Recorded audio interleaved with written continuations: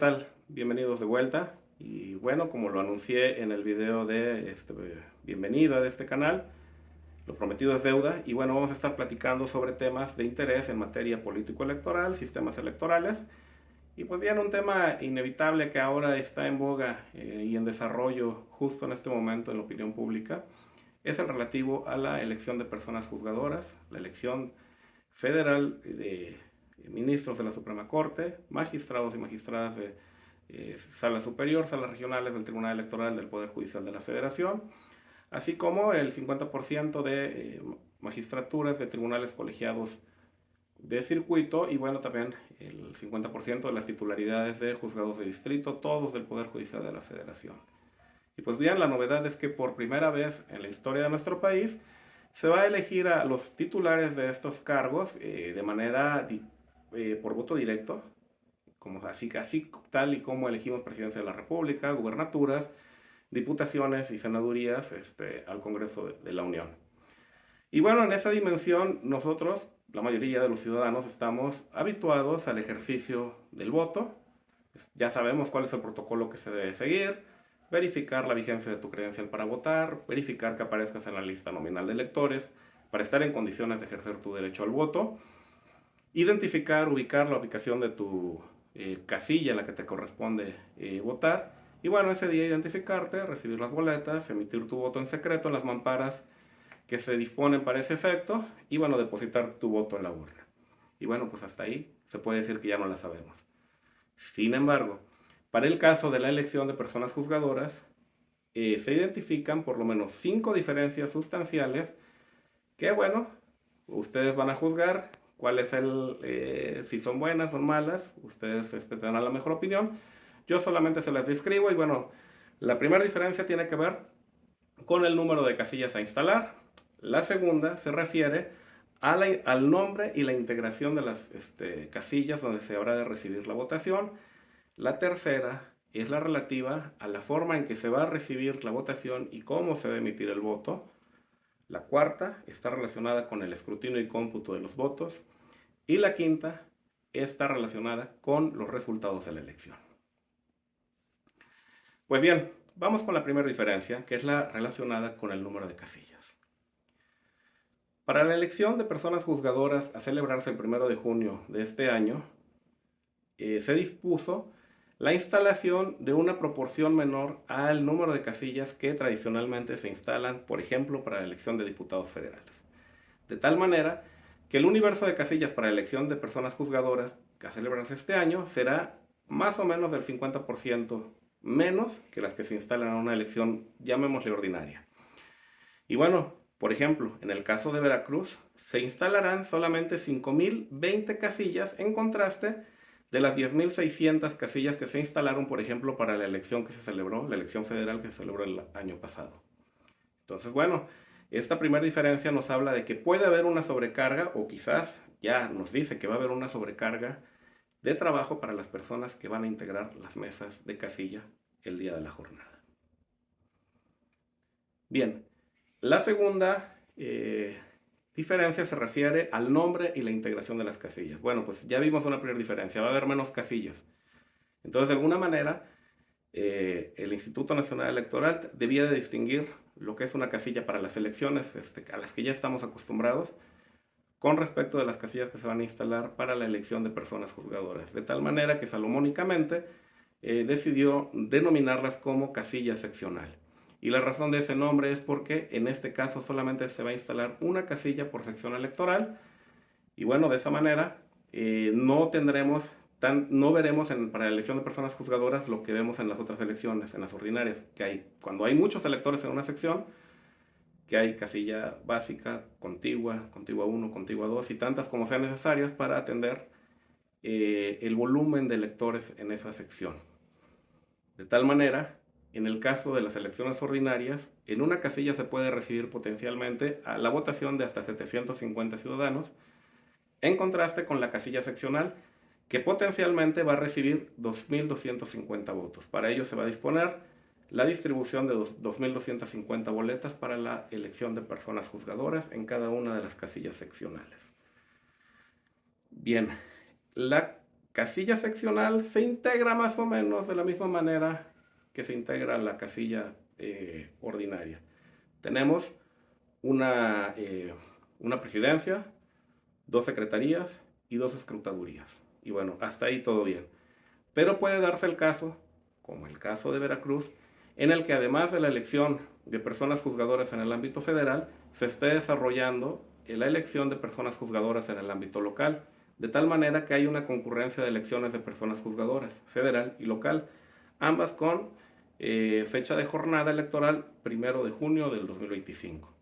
Bueno, pues para ese caso se va a disponer habilitar a un escrutador adicional, desde luego, para que se ocupe de alguna manera de la sobrecarga que significará el trabajo de el conteo de los votos y la clasificación de los votos al término de la jornada de la elección local. Bien. Tercera diferencia es la relativa a la recepción y la emisión del voto.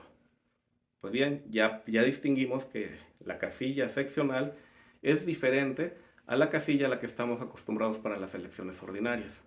Pues bien, para la recepción de la votación en la casilla seccional, vamos a tener una sola urna donde vamos a depositar los votos para todas las elecciones. Es decir, no va a ser como en las elecciones ordinarias que para senadores una urna de un color, para presidencia una urna de un color, para diputados una urna de un color. No. En el caso de la elección de personas juzgadoras, todos los votos, sean para ministros de la Corte, para magistrados electorales, para magistrados de colegiados de circuito o para juzgados de distrito, van a ser depositados en una y la misma urna. Entonces, bueno, ya se imaginarán el reto que va a significar al término de la jornada electoral la clasificación de los votos por tipo de elección y el conteo de los mismos, porque pues va a estar todo revuelto. ¿Y qué pasa si hay elección concurrente con la elección federal de personas juzgadoras locales? Bueno, pues en ese caso se va a disponer la instalación de una urna adicional, de tal manera que en una urna se van a depositar los votos para la elección federal de personas juzgadoras y en otra la votación de personas juzgadoras en el ámbito local.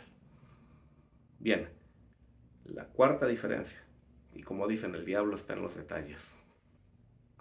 La cuarta diferencia que se advierte en la recepción y bueno, la etapa de resultados de la elección de personas juzgadoras con respecto con las elecciones a las que estamos ya muy habituados es el tema que se da al cierre de la recepción de la votación e inicio de la etapa de resultados electorales. Todos sabemos que la votación está abierta de 8 de la mañana a 6 de la tarde el día de la elección y que bueno, cuando concluye la elección, despuesito de las 6 de la tarde, bueno, pues se cierra la casilla y sus integrantes comienzan a hacer una serie de procedimientos para determinar el número de votos que obtiene cada partido político o candidatura. Bueno, pues en el caso, y bueno, y después de esas operaciones, se publican en una hoja de resultados al exterior de la casilla los resultados que obtuvo cada uno de los partidos políticos o candidaturas en esa casilla. Y bueno, también se elaboran las actas de escrutinio y cómputo que van a ser la base para la celebración del cómputo distrital de la elección. Ya no, en los consejos distritales, en una elección ordinaria, ya no se cuentan votos. Simplemente se hace la suma de los resultados que se consignan en actas de escrutinio y cómputo. Pues bien, en el caso de la elección de personas juzgadoras, eso no va a ocurrir. Al cierre de la jornada electoral, lo único que van a hacer los funcionarios de casilla va a ser clasificar los votos emitidos o recibidos, los que se depositaron en las urnas, por tipo de elección.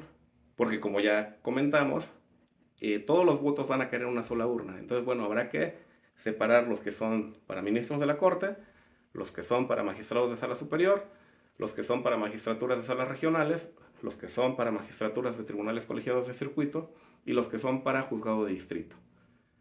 Harán esa operación y determinarán el número de votos emitidos en general, integrarán un paquete y lo remitirán al Consejo Distrital, que será el órgano encargado de realizar el escrutinio y cómputo de los votos. Y bueno, la quinta diferencia se da precisamente en la etapa de los resultados electorales, pues como sabemos, en las elecciones ordinarias, después de ese envío o el cierre de la casilla, bueno, se empieza el programa de resultados electorales y en algunos casos los conteos rápidos. Nada de eso va a haber en la elección de personas juzgadoras. Y tampoco va a haber la sesión de cómputo distrital de la elección que habitualmente se desarrolla en las elecciones ordinarias, digamos, de alguna manera, en la que se hace la sumatoria de las actas, de los resultados consignados en actas de escrutinio y cómputo de la votación recibida en casilla. Y bueno, mediante esa suma aritmética se determina el resultado distrital de la elección y bueno, se declara quién es el ganador. Pues bien, eh, en el caso de la elección de personas juzgadoras, la norma dice que desde la conclusión, que la etapa de resultados inicia desde la conclusión, clausura de la casilla, este ejercicio que les comentaba que ocurre de clasificación y conteo de votos, a partir de ese momento, desde el 1 de junio hasta el 12 de junio. De tal manera que no vamos a tener resultados de manera tan expedita como estamos acostumbrados. Y bueno, los primeros resultados de los cómputos distritales, dada la complejidad que implica el cómputo de la votación para estas elecciones de personas juzgadoras, muy probablemente se empiecen a generar hasta el día 12 de junio, es decir, 12 días después de que se realizó la elección. Y pues bueno, estas son al menos 5 de las diferencias que se advierten respecto de la implementación de la elección de personas juzgadoras.